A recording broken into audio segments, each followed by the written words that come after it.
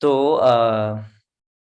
एक बार मैं कहीं पे प्रोग्राम लेने के लिए गया, तो वहां पे ना स्टे नहीं था। तो किसी को मैंने रिक्वेस्ट किया, तो वहां पे एक बहुत पुराना सा घर था, और उस इलाके में बर्फ भी पड़ी हुई थी, और वो घर बहुत पुराना था। तो मैं वहां पे रुक गया। अब वहां पे रुकने का स्थिति ऐसा है, वहां पे कोई वॉशरूम नहीं है। और जिनके घर पे मैं रुका हूँ वो खुद कैंसर के पेशेंट है, उनके पास भी खाने के लिए इतना कुछ है नहीं, और उनके पास एक्स्ट्रा कंबल और रजाई भी नहीं है। तो मेरे पास कोई ऑप्शन नहीं मुझे मिल रहा था कि मैं वहां पे पहुंचा हूँ, विलेज का कोर्स है, रूरल का, किसी को जानता नहीं हूँ, तो और जगह तो भाग नहीं सकता, रात को पहुंचा हूँ। तो कैसे ना कैसे करके मैंने वो कंबल ओढ़ लिया। वो कहीं ना कहीं बहुत ज्यादा स्मेल कर रहा था, मुझे समझ नहीं आ रहा था कि मैं सोऊं कैसे यहाँ पे। और वो छत ऐसा था कि आप 10 बार जंप करेंगे तो गिर जाएगा नीचे। मिट्टी का था, पुराना लकड़ी और मिट्टी का। तो लग रहा था कि कैसे करें।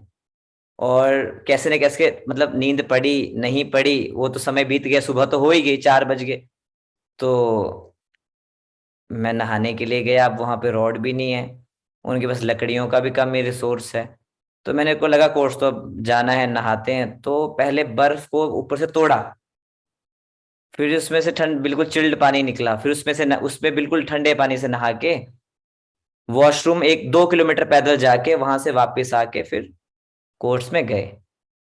तो जहाँ पे कोर्स ले रहे थे वो भी वेन्यू बहुत ठंडा, और मतलब आई वॉज प्रेइंग टू गुरुदेव की, मतलब खाने का बिल्कुल भी नहीं हो पा रहा था वहां पे, जहाँ पे मैं था वहाँ नॉनवेज बहुत चलता था पहाड़ों में ठंड की वजह से। तो मुझे समझ नहीं आ रहा था कि मैं खाऊं तो खाऊं क्या, करूं तो करूं क्या।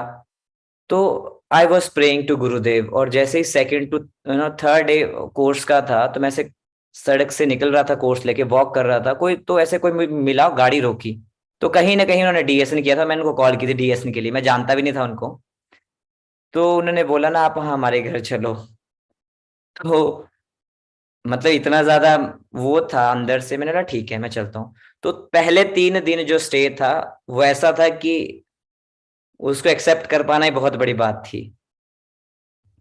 मतलब सुबह के 4 बजे अंधेरे में बर्फ में आप 2 किलोमीटर पैदल वॉशरूम जा रहे हैं, फिर आप वहां से आ रहे हैं, आपके पास एक्स्ट्रा ओढ़ने के लिए कुछ नहीं है, और चूहे आपके ऊपर कूद रहे हैं रात को इधर से उधर।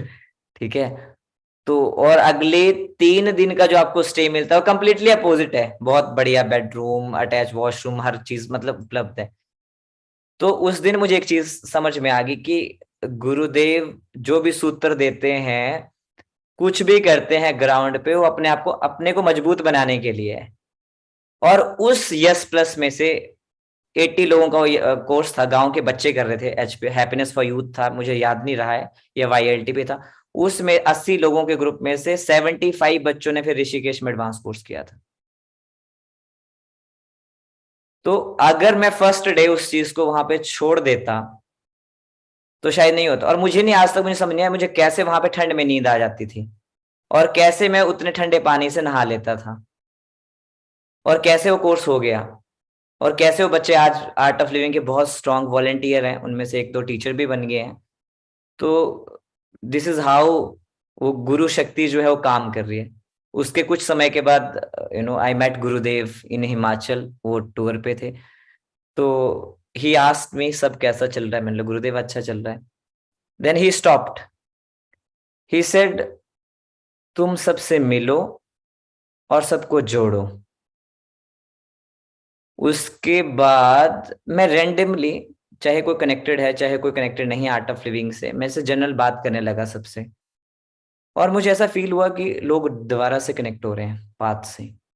उस दिन मुझे रियलाइज हुआ आफ्टर लिसनिंग गुरुदेव कि लोगों से बात करना कितना जरूरी है।